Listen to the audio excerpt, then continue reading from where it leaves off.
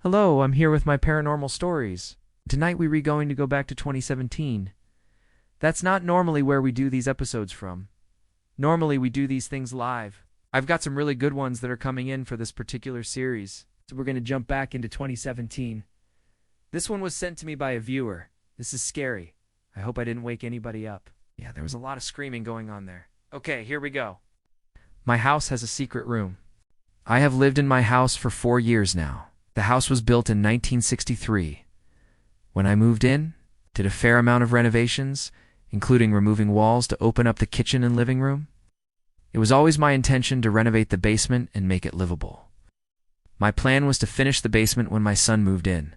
He would then pay rent until he could afford to buy his own place. One day, while removing paneling in the basement, I found a hole in the wall that had been covered by a large armoire. I thought it was just a closet, so I put my head and shoulder into the space and yelled out, "Is anyone in there?" Silence. Then I felt around for an outlet switch or a light switch to turn on the light and investigate further. I couldn't find anything. I grabbed my flashlight and shone it through the hole and saw what looked like a dark opening on the other side. Not knowing what was behind the wall, I went to get my stud finder to see if the opening had been framed in. The stud finder indicated that there was a 2x4 on either side of the hole, but nothing across the top. As I'm investigating, my dog starts barking and growling. I calmed him down and continued on. I tried to look through the hole again and realized that it wasn't an opening, but rather a narrow crack between the foundation and the floor joists. I went up to the basement stairs and started to crawl on my hands and knees to get a better look. That's when I heard footsteps above me on the main floor. I stopped and froze. I listened and heard them again. Someone or something was walking back and forth directly above me.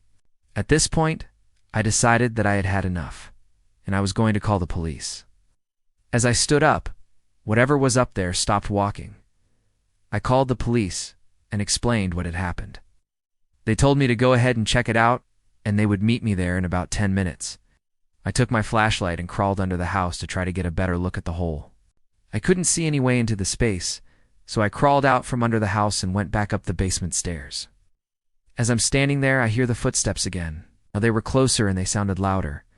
I heard what sounded like whispers. I knew that I didn't want to be under the house anymore. I ran up the basement stairs, called out to the police, and waited.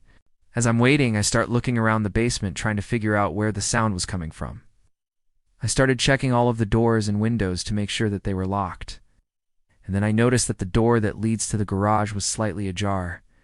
I opened it fully and stepped outside.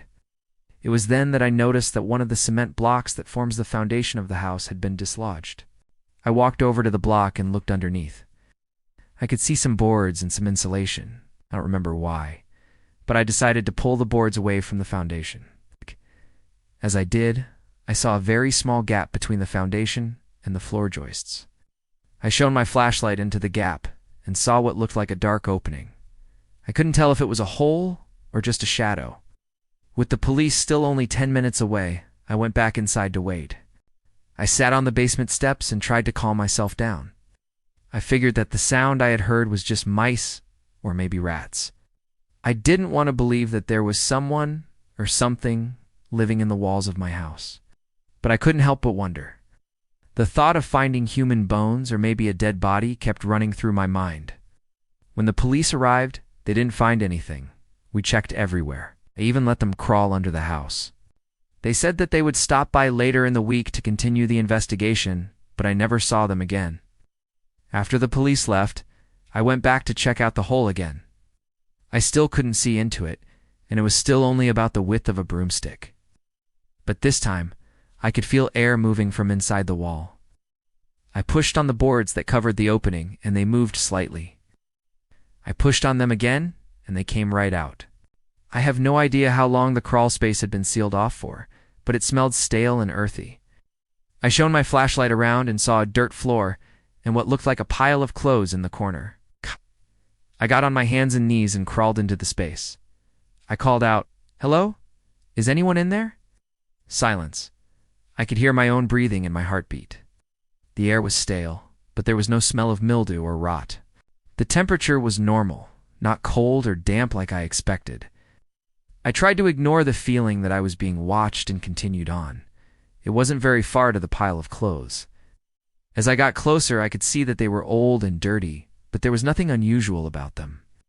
I looked around and noticed what appeared to be a crudely made wooden table in the corner. On it were two glass jars. One of the jars had a blue lid, and the other was black. I reached out to pick up the blue jar, and it fell to the ground and shattered. Glass went everywhere. I quickly crawled out of the hole to avoid cuts from the broken glass. I crawled back in to look for the black jar, but it was gone. Now terrified, and with adrenaline pumping through my veins, I got out of the hole and ran upstairs. I paced around the house, yelling for my dog, who was hiding under the bed. I couldn't bring myself to go back into the basement. I called my son and told him to come over immediately. When he arrived, I told him what I had found, and we went down to check it out together. We went back into the basement and into the hole. He checked around and asked me to get the flashlight so that he could look into the pile of clothes. He dug through the clothes and pulled out what looked like men's dress shoes. He also found what looked like an old leather belt. He checked everywhere but couldn't find the black jar. I offered my son money to stay and help me clean it all up, but he declined and left. I ended up taking most of the stuff out, but there was so much dirt that I couldn't take it all out. I figured that whoever had been living in there had probably brought the stuff with them when they left. I filled in the hole and covered it with concrete. I never did finish renovating the basement. It's been for years since I found the secret room, and to this day I do unknow what was in the room or who had been living in there, and that's my story. I'm here with my paranormal podcast. If you want to send me your story, you can do so through the link in the description below. And if you enjoyed this episode, please like and subscribe so you don't miss any future episodes.